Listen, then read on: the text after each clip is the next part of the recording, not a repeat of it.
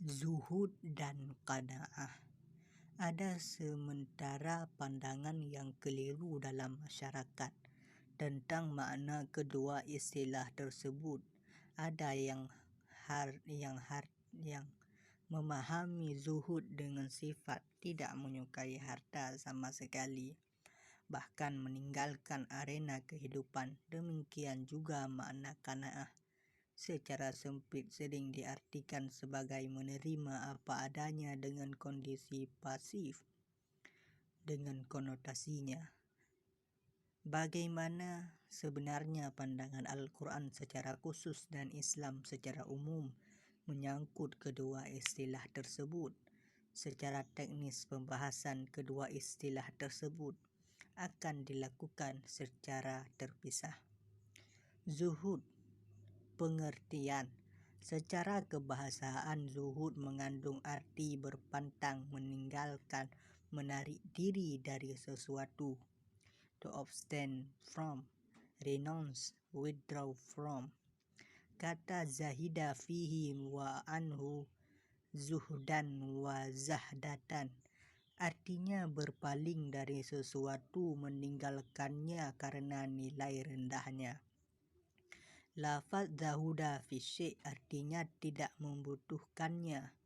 Zahida fi dunia artinya meninggalkan hal-hal yang halal dari dunia karena takut hisabnya,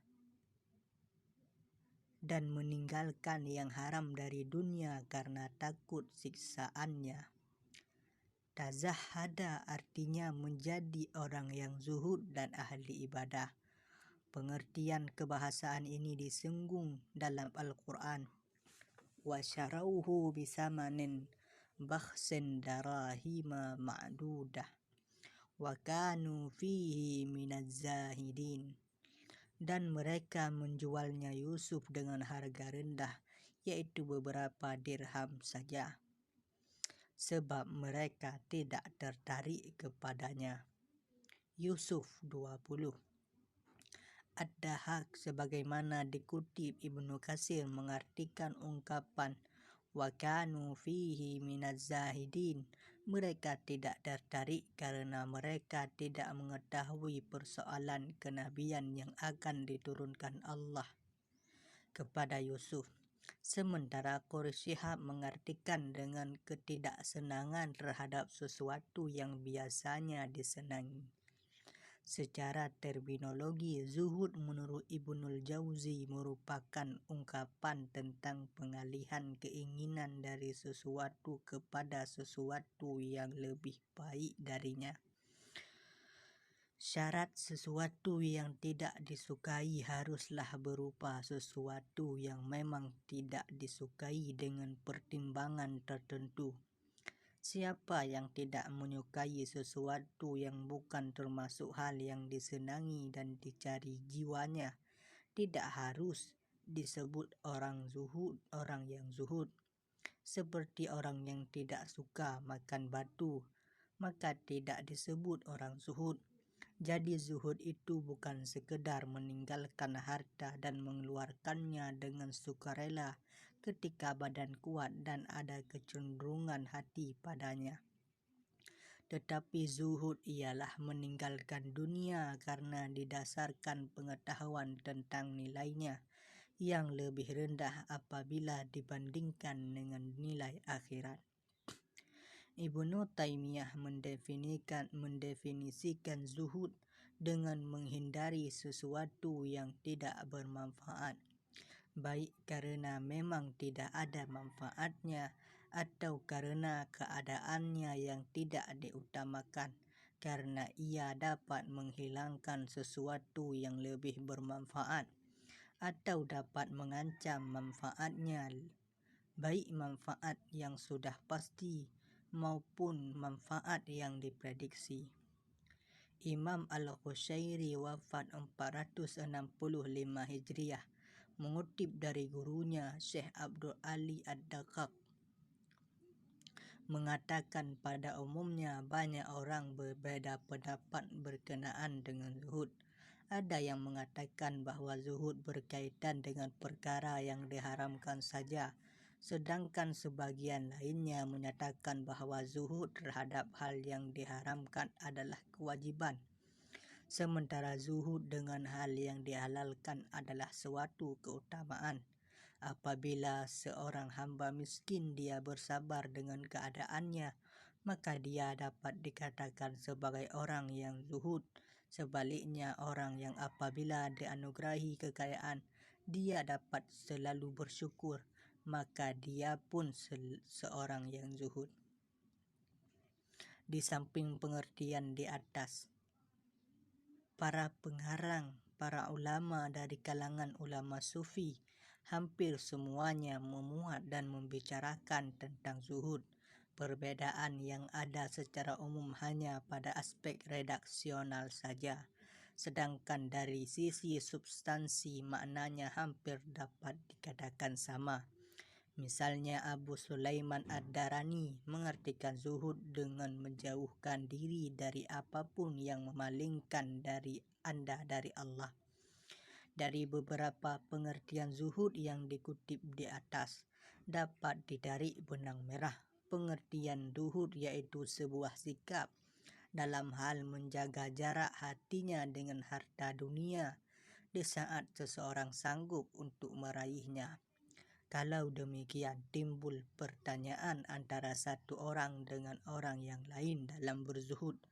Boleh jadi berbeda-beda, dan inilah yang akan diuraikan di bawah ini. Tingkatan zuhud. Ahmad bin Hambal membagi zuhud menjadi 3 macam. Yang pertama, menjauhi yang diharamkan adalah zuhud kaum awam. Yang kedua, menjauhi sikap berlebih-lebihan dalam hal yang dihalalkan adalah zuhud orang khusus.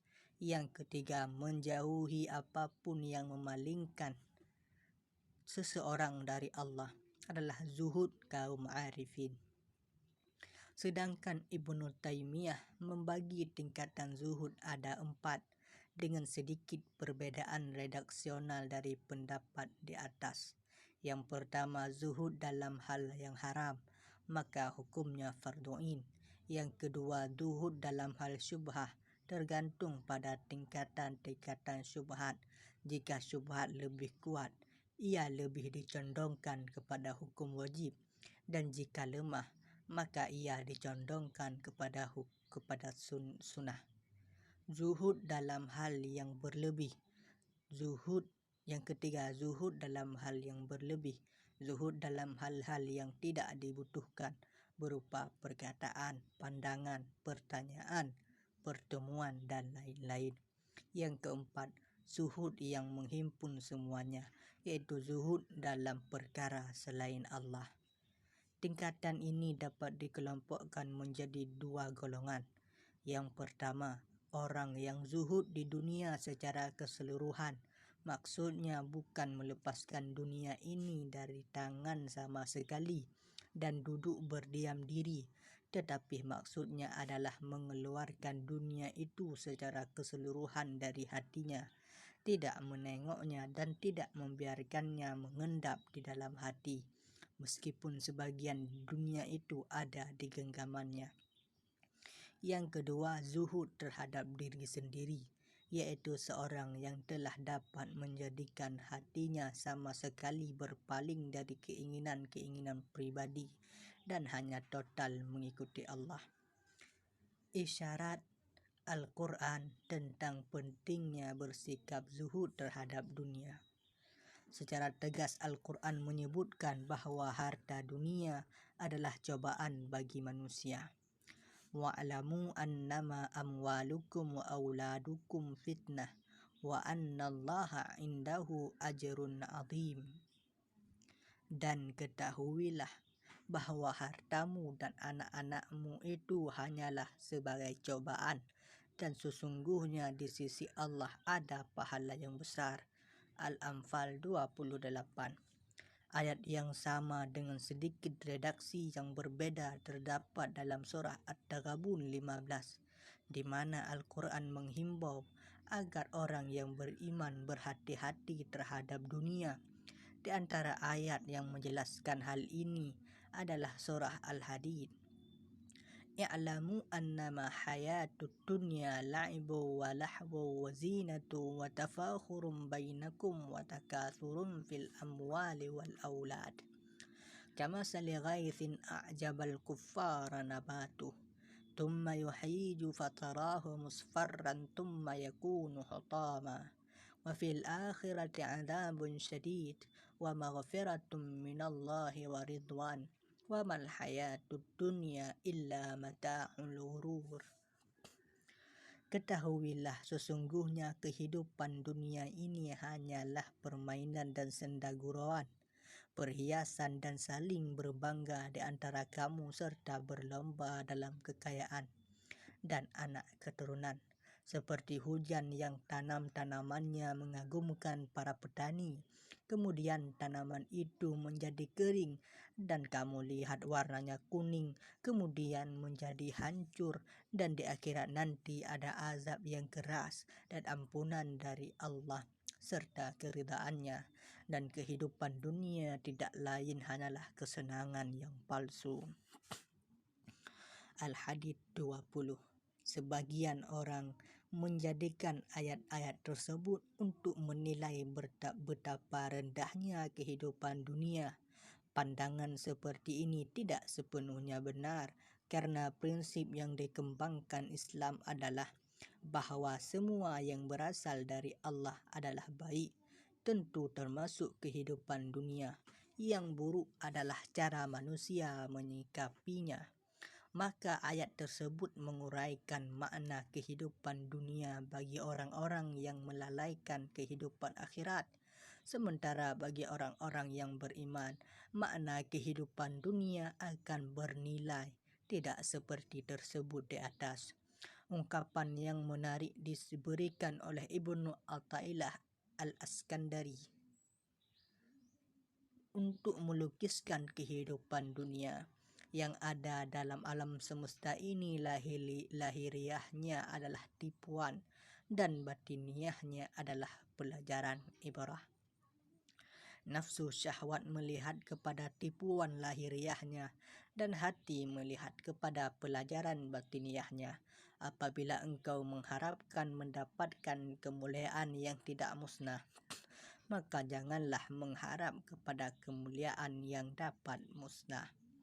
Dari ungkapan di atas dapat dimengerti bahwa dalam memandang kehidupan dunia ini, manusia tidak boleh hanya menggunakan nafsu syahwatnya saja, karena kalau itu yang dilakukan, maka yang akan diperoleh hanyalah tipuan belaka. Maka yang harus dilakukan adalah menggunakan pandangan mata hati supaya yang diperoleh adalah pelajarannya. Artinya kepada hal yang bersifat lahiriah, manusia harus mampu melihatnya dengan indera batinnya, sehingga dunia tidak lagi tampak sebagai sesuatu yang buruk, melainkan menjadi sesuatu yang baik lagi mulia. Agar manusia tidak keliru bersikap terhadap kehidupan dunia, Al-Quran mendeskripsikan kehidupan dunia sebagai berikut.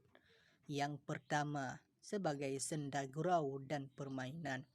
Di samping surah Al-Hadid ayat 20 di atas, ada dua ayat lain yang senada menjelaskan tentang kehidupan dunia sebagai senda gurau dan permainan, yaitu surah Al-An'am 32, Al-Ankabut 34.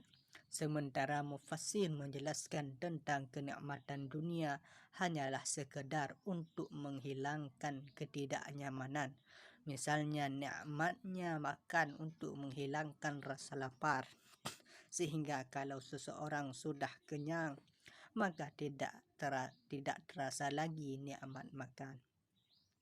Dari ketiga ayat tersebut di atas, dua ayat menyebutkan permainan lebih dahulu daripada senda gurau.